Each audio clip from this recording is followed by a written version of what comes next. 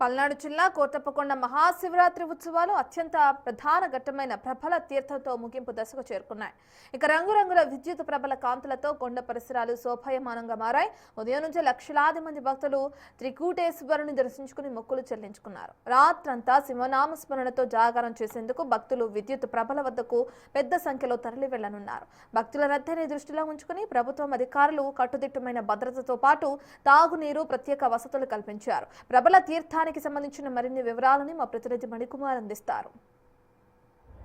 పల్నాడు జిల్లా కోటప్పకొండ తిరునాళ్ళకు సంబంధించి ఆఖరి ఘట్టం ప్రారంభమైంది. ప్రతి ఒక్కరు కూడా భక్తులంతా ఎదురు చూస్తున్నటువంటి ఏదైతే ప్రభల తీర్థం కార్యక్రమం ఉందో కొద్దిసేపటి క్రితం ప్రారంభమైంది. మీరు ఒకసారి విజువల్స్లో చూడొచ్చు.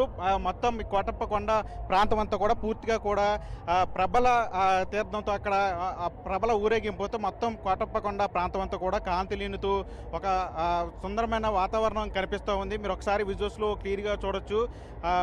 కోటప్పకొండ తిరునాళ్ళు అంటేనే ప్రథమంగా గుర్తొచ్చేది ఈ ప్రభల తీర్థం. ప్రతి ఒక్కరూ కూడా తమ కోరికలు తీర్చాలంటూ కూడా ఆ పరమేశ్వరుడికి మొక్కుకొని తమ ఊరిలో అంతా కూడా శుభం జరగాలి, పంటలు బాగా పండాలి, ఊరంతా కూడా సుఖ సంతోషం ప్రజలంతా కూడా ఉండాలని చెప్పి ప్రతి ఒక్కరూ కూడా ఈ ప్రభలను కోటప్పకొండకు తీసుకువస్తారు. ప్రతి ఏటా కూడా మహాశివరాత్రి సందర్భంగా ప్రత్యేకంగా ఈ ప్రభల తీర్థాన్ని నిర్వహిస్తూ ఉంటారు. ప్రతి ఏటలాగే ఈ ఏడాది కూడా అత్యంత అంగరంగ వైభవంగా ఈ ప్రభల ఊరేగింపును మొత్తం అంతా కూడా సిద్ధం చేసిన పరిస్థితి కనిపిస్తుంది. మీరు ఒకసారి విజువల్స్ చూడొచ్చు. ఈరోజు రాత్రి అంతా కూడా ఈ ప్రభల ఊరేగింపు వద్ద మొత్తం భక్తులంతా కూడా జాగరణ చేస్తూ శివనామ స్మరణతో ఇక్కడంతా కూడా ఒక సాంస్కృతిక కార్యక్రమాలను ఏర్పాటు చేసి ప్రతి ఒక్కరు కూడా మొత్తం రాత్రంతా కూడా జాగారం ఉండి శివనామ స్మరణతో మొత్తం ఈ ప్రాంతం అంతా కూడా మారుమోగిపోతూ ఉంటుంది. మొత్తం ఈ ప్రభలను సిద్ధం చేయడానికి దాదాపు ఈ ఏడాది 26కు పైగా విద్యుత్ ప్రభలతో పాటు సాధారణ ప్రభలు, అదేవిధంగా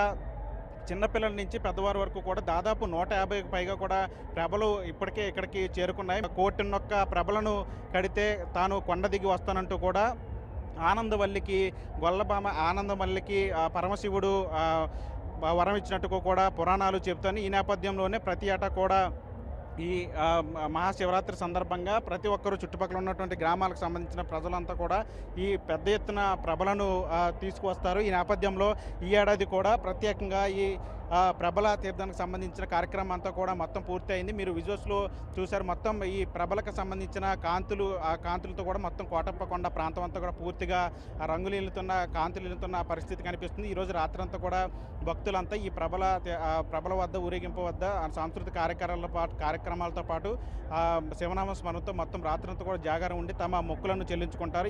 ఈ కార్యక్రమాన్ని ఈ వైభవంగా జరిగేటువంటి అంగరంగ వైభవంగా జరిగేటువంటి ఈ ప్రభల తీర్థం కార్యక్రమాన్ని చూడటానికి కూడా పెద్ద ఎత్తున వేలాదిగా కూడా భక్తులు తరలి వస్తారు. ఈ నేపథ్యంలో వాటికి తగ్గట్టుగా కూడా అధికారులు, ఆలయ సిబ్బంది అంతా కూడా ప్రత్యేకమైనటువంటి ఏర్పాట్లు కూడా చేసిన పరిస్థితి మనకి కనిపిస్తుంది. వల్లితో మనీ, బిగ్ టీవీ.